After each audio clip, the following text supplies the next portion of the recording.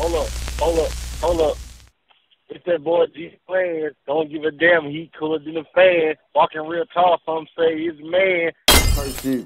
I branched out doing that little shit. You know what I'm saying? But I only did that shit it wasn't about what was going on then in that time frame. I just wanted to get my own concept of the game, learn my own way through the game type shit. Like, you know what I'm saying? I wanted to get a feel of this shit for myself then. You know what I'm saying? 'Cause when you first jump in with a nigga guiding you, you still don't fully understand what you doing type of shit until you're on your own type shit. So that's why I used to lay around there, fuck around like that. But you know how this shit be. Straight up. So I made that call back like, you know what I'm saying? Shit, I done done everything that I could do possibly on my own. I might as well get back with the team type shit. You know what I'm saying? See how this shit go.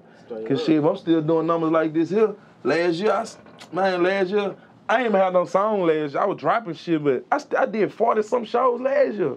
7 of them bitches in Houston. You know what I'm saying? I'm booking all them bitches myself. Like, I was my own manager for the last 4 years. Like, so, you know what I'm saying? I learned everything from my manager. That's the only nigga ever been my manager.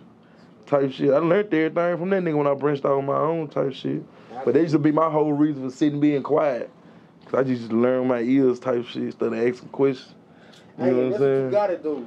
So I knew how to answer certain shit by hearing niggas say something and listen to the response type shit. So that's how I knew how to respond to some niggas. And some niggas I don't respond to just on a screen they saying some stupid shit. Yeah. You know what I'm saying? So shit you just gotta keep the door closed on, man. That's just like in the streets. But you right. But I wanna ask you this before we get back in this conversation. Why did it take you 5 years to get back in front of my camera? I haven't seen no interviews from Whop Beezy nowhere. And that shit crazy.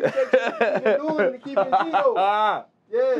Man, bro, I ain't lying. I had to get myself together. When I first in front of the camera, I ain't even fully understand who Whop Beezy was. But I knew who Whop was, you know what I'm saying?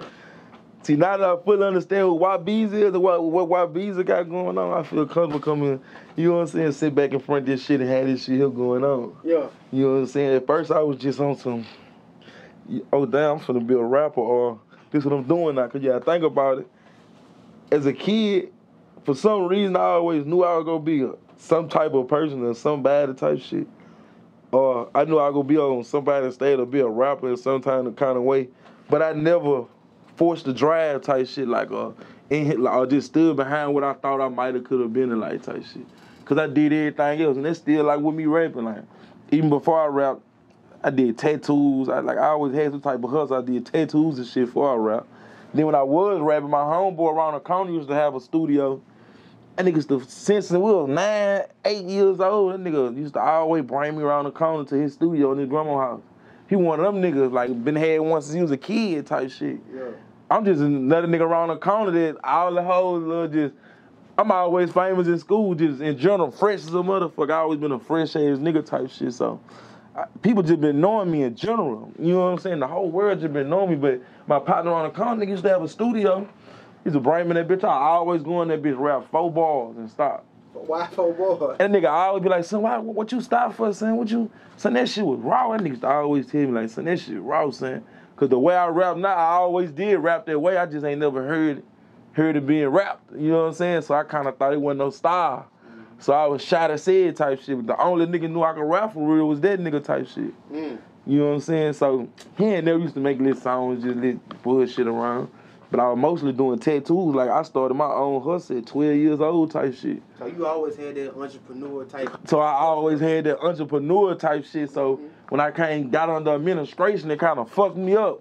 Cause I'm like, damn, I ain't used to this shit here. Like, man, I've been buying my own, you dig, or moving on my own since I was about 13.